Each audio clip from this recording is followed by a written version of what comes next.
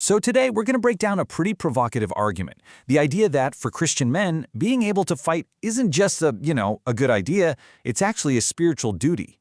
We're going to get into the source material's claims about faith, about masculinity, and this whole idea of an obligation to be physically prepared. All right, let's just dive right in. The source material kicks things off with this incredibly stark statement, and it does it to immediately frame the stakes. This isn't some abstract theological debate. It's being presented as a straight-up, life-or-death question of character and, well, capability. So the argument really starts by defining what the source is calling the peaceful man's dilemma, which basically pits this idea of piety against the need for preparation. Okay, so the core conflict here, at least as the source frames it, is this really dangerous mix-up that's been caused by a kind of cultural softening. It's the idea that being unprepared to defend yourself is somehow a sign of being pious or peaceful. But the argument is that, no, true peace actually comes from a position of strength, not from a simple lack of preparation. And that leads to a pretty direct challenge, right? The source is basically suggesting that many men have kind of handed off their family's protection to other people, like the police, and are really just relying on hope as their main strategy, just crossing their fingers that violence won't happen to them. Okay, so if this softening is the big problem, then you have to ask, where did it even come from? Well, the source material actually traces a pretty specific cultural history of how strength came to be seen as something toxic. Now, according to the source, this isn't something that just happened overnight. The timeline starts way back with Enlightenment ideas from thinkers like Rousseau. Then it moves to a post-World War II suspicion of all things martial. From there it goes through the 1960s challenge to authority, and finally it culminates in our modern era, where the concept of toxic masculinity is said to have migrated from academia right into religious institutions.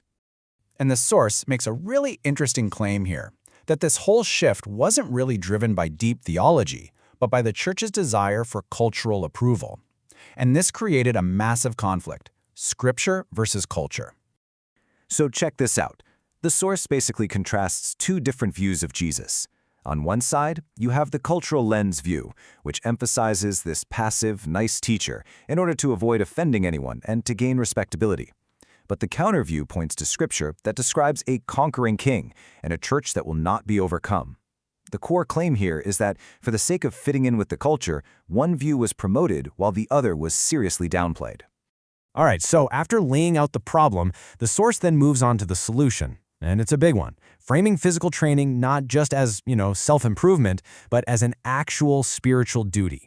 The whole biblical foundation for this argument really hangs on verses like this one from the book of Nehemiah. And the key word here, the one that jumps out, is fight.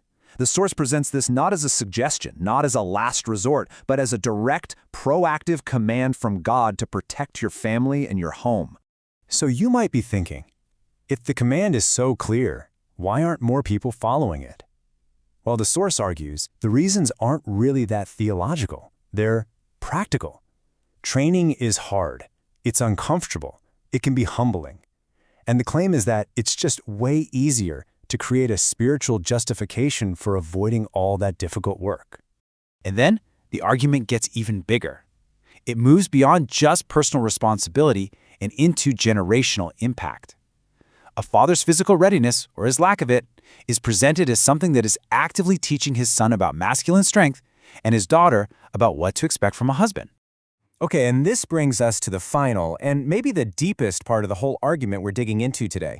And that's the idea that physical discipline isn't just about the body, but it's actually a proving ground for a person's spiritual character.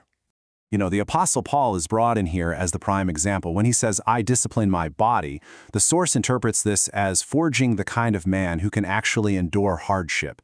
It's directly linking mastering your physical self with building spiritual resilience and control. To tie this all together, the source uses this on-ramp analogy to connect the physical to the spiritual. So, step 1, you master the body through training. That forges the will, step 2. And this combination is presented as the essential foundation, the on-ramp, for achieving godliness. The implication is pretty clear. A man who avoids physical discomfort will probably also avoid spiritual or relational challenges. And really, the entire argument boils down to this one final, direct call to action framed as a clear biblical command from the Apostle Paul. Acts like men. Be strong. It's presented not as some kind of cultural suggestion, but as a spiritual imperative. And so after walking through the whole thing, from the cultural critique to the biblical call for physical readiness, the source material really leaves us with this one big question.